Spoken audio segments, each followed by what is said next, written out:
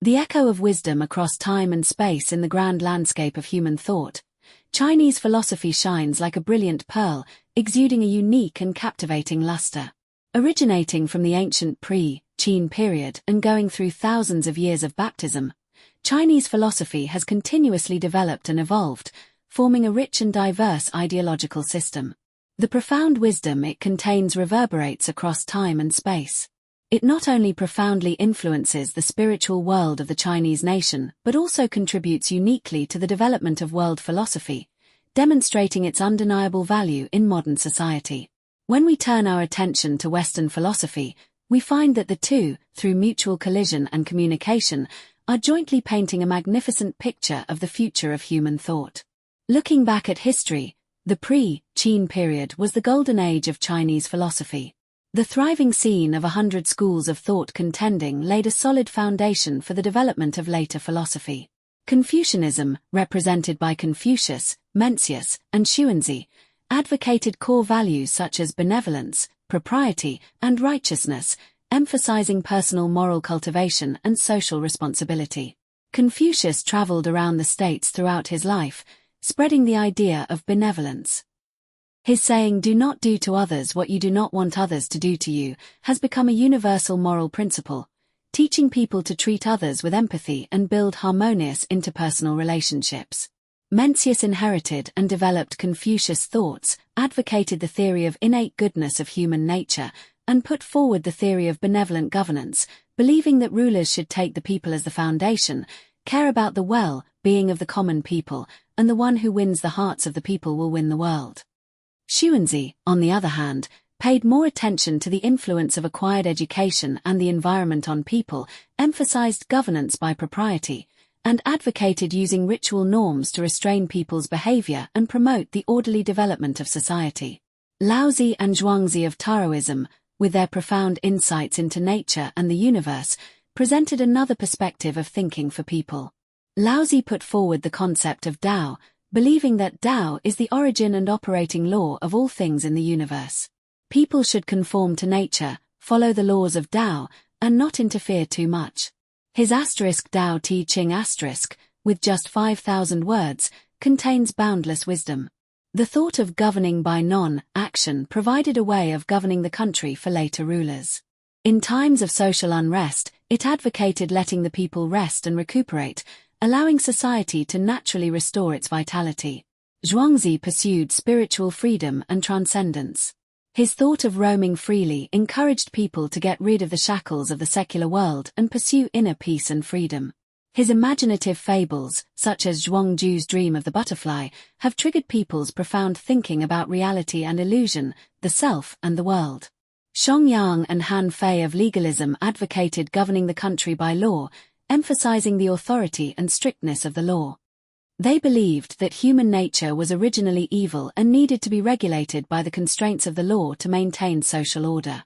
Xiong implemented reforms in the state of Qin.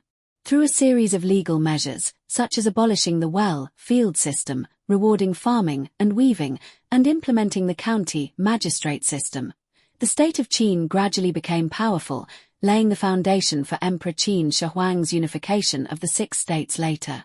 Han Fei integrated Xiong's law, Xun Bohai's tactics, and Xun Dao's power to construct a complete legalist theoretical system, which had a profound impact on the political systems of later feudal dynasties.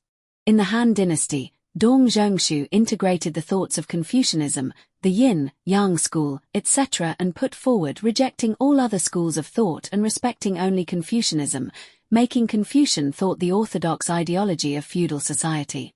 He emphasized the interaction between heaven and man, believing that there was a close connection between heaven and people, and the behavior of the monarch would be supervised and rewarded or punished by heaven.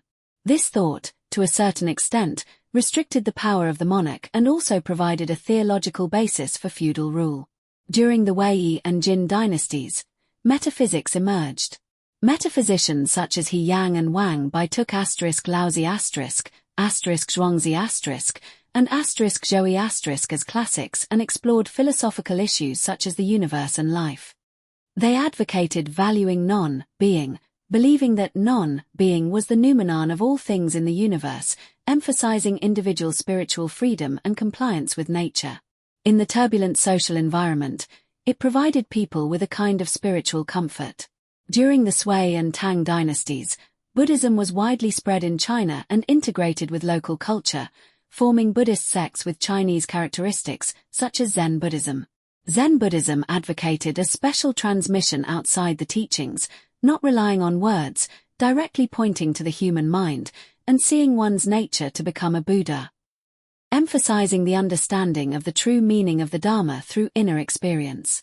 Its simple and direct way of practice, close to life, was deeply loved by the general public. The thoughts of Zen Buddhism had a profound impact on various fields of Chinese culture, such as literature, art, and painting. Many literati drew inspiration from Zen Buddhist thoughts and created works full of philosophy and artistic conception. During the Song and Ming dynasties, Neo, Confucianism and mind, learning flourished. Cheng, Zhu Neo, Confucianism, represented by Cheng Hao, Cheng Yi, and Zhu Xi, proposed that heavenly principle was the origin of all things in the universe, emphasized preserving the heavenly principle and eradicating human desires, and through the method of investigating things to acquire knowledge to thoroughly understand the heavenly principle and improve moral cultivation. Zhu Xi made in-depth annotations and interpretations of Confucian classics. His collected annotations on the 4 books became an important basis for later imperial examinations, and played an important role in the inheritance and development of Confucian thought. Lu, Wang mind, learning, represented by Lu Jiuyuan and Wang Yangming, advocated that the mind is the principle, emphasizing the subjective initiative of individuals.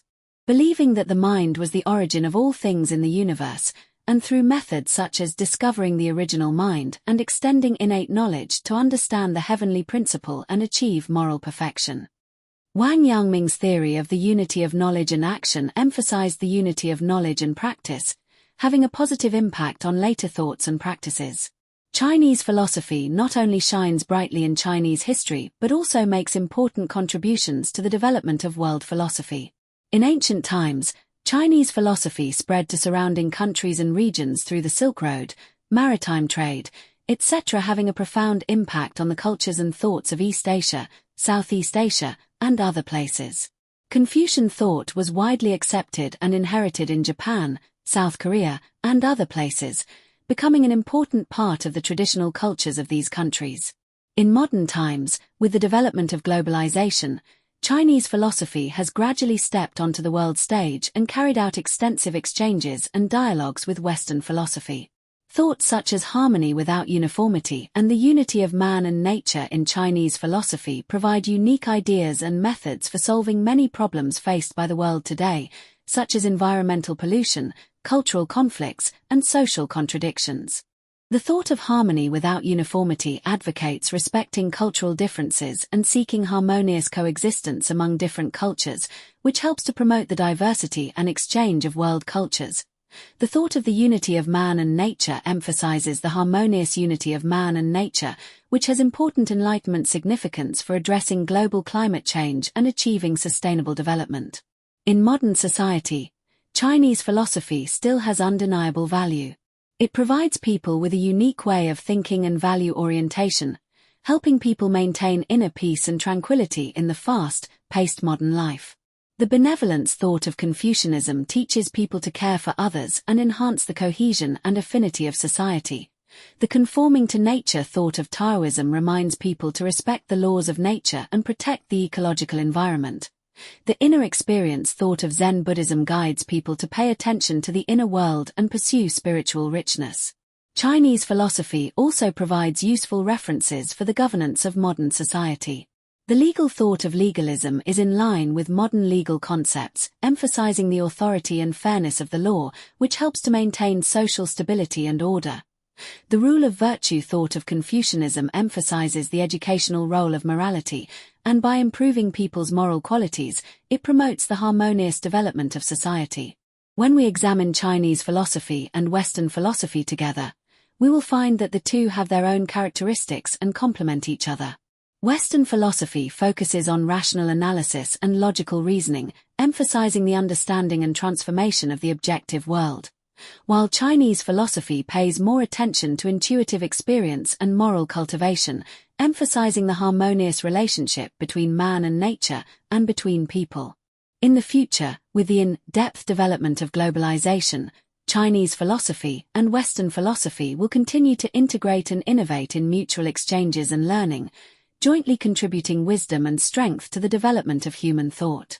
They will jointly paint a magnificent picture of the future of human thought, providing more abundant ideological resources and theoretical support for solving global problems and promoting the progress of human society. Let us look forward to Chinese philosophy and Western philosophy blooming with even more brilliant light in future exchanges and collisions, laying a solid ideological foundation for the beautiful future of humanity.